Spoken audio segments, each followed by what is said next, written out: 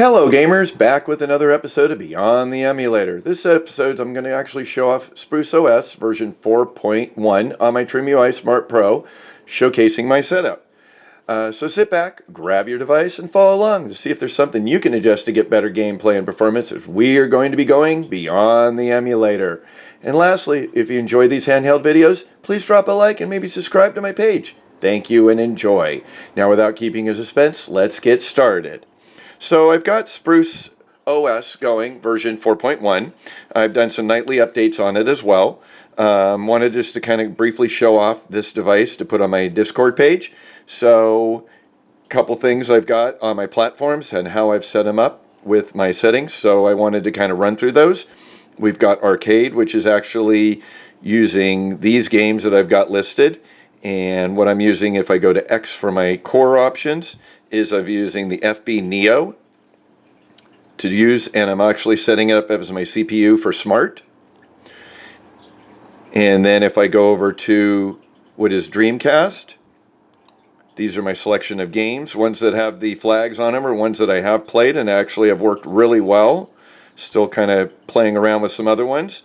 But if I go over to my X for my menu, I'm actually setting up my CPU mode for performance. And as far as the emulator, I'm using the Flycast standalone. So, works really well. We'll move over to Game Boy. So I've got a couple games here on my Game Boy. And core that I'm using is the Gambit. And I'm using the CPU mode in Smart. And then if we move over to Game Boy Advance, I'm using the RetroArch Core MGBA. And also keeping it at the CPU mode of Smart. So just showing my settings that I've set up. Again, anything with the red flag is games that I've actually played or gotten into. Move over to Game Boy Color. That as well, I've got a couple games listed here in Screen Art. CPU mode is in Smart, RetroArch Core is in Gambit. So if you wanted to go and change that, you would drop down to that menu, press A, and you can see the choices that we have here available. We can go back out of that, and we're going to go to Sega Genesis. So for the Sega Genesis, what I'm using is, on the games that I've got down here, is I've got it for the CPU mode is Smart, and I'm using the RetroArch Core Genesis Plus GX. There's a couple different options there. The Pico drive works as well, but I prefer the Genesis Plus GX, works really nice. We're going to move over to Media, which is able to allow me to have music and videos. So I've got some music and some videos on there. Dropping it next to the Nintendo 64. Actually works really well on the SpruceOS. So going over to their menu, their emulator, they've got quite a few. I'm actually running at the CPU mode of performance. And again, this is running through RetroArch. So you see the four that are here standalone, or the four that are offered. The Mupen 64 Plus standalone does not have any settings or function keys or hotkeys, so it does create a challenge, but it does work really well. There's no way of doing a save state. The KM Ludicrous 64 2K22 Extreme Amped seems to work really well. Just to give you a heads up, it's one I've selected for most of all my games on Spruce. I'm going to go ahead and get out of there, and we're going to move over to the NDS. So since the recent version updated, they've actually got the Drastic. If we go to, it's got the Drastic TRNJA or GAJE. This emulator here, we're running it also at performance. It's standalone, works really well. The original has some challenges, so I've preferred to just go with the newer version that was launched in the 4.1 version. If you're able to make the new nightly, it'll be available there, as well as the RetroArch version that has been updated is at 1.22.2. So just to give you some information, it is running a current RetroArch version. Going to go ahead and get out of DS. We're going to go over to the Nintendo. We've got a couple games here. Not doing much with them, but they're using actually the RetroArch Core Nystopia and using the Smart CPU mode. If I wanted to show you the offerings for the CPU mode, you can see it's Smart, Performance, or Overclock. I haven't really used Overclock for anything lately. We'll go ahead and get out of that. We've got ports. We've got PSP. PSP is actually running off of the PPSSPP 1.18.1.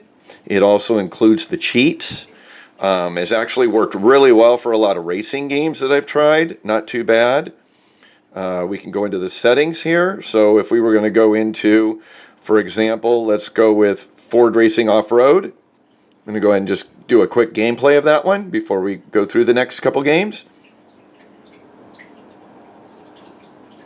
If I go ahead and press menu, it's going to show me my menu setup. So my game settings I'm using the OpenGL, 2x resolution. I've got 2 frame skips, auto frame. I've kept my alternative speeds to unlimited.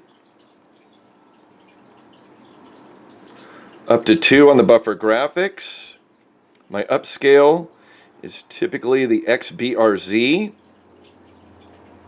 My anisotropic filtering, I typically leave it at either 8 or 16. And we've got a frame counter, just to kind of follow the game. So let's go back over here and we'll just load right into a game right now. Ford Racing Off-Road.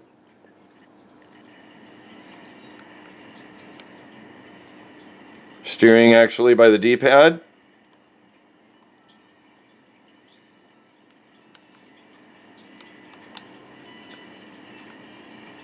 It is steering also by the analog. Whoa, we're almost off-road. We're not doing too bad.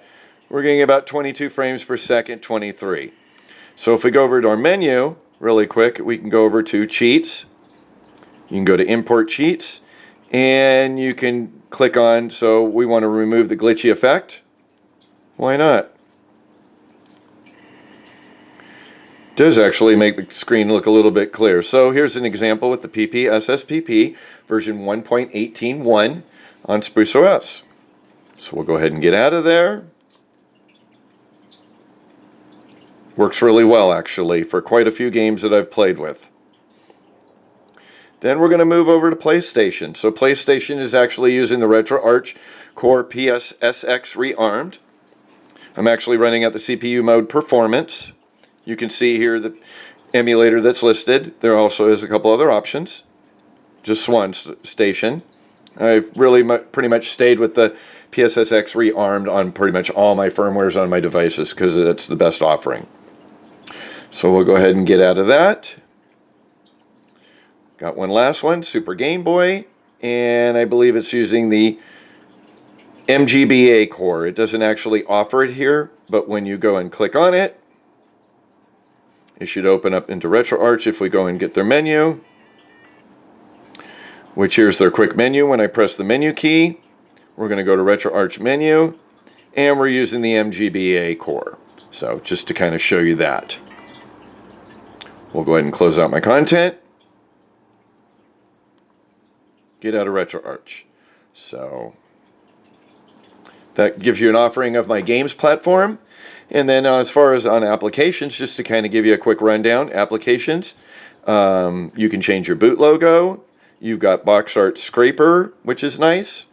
You've got an e-reader. You've got a gallery for your screenshots. You've got able to configure your PPSSPP, your portmaster, your RetroArch, and then the backup.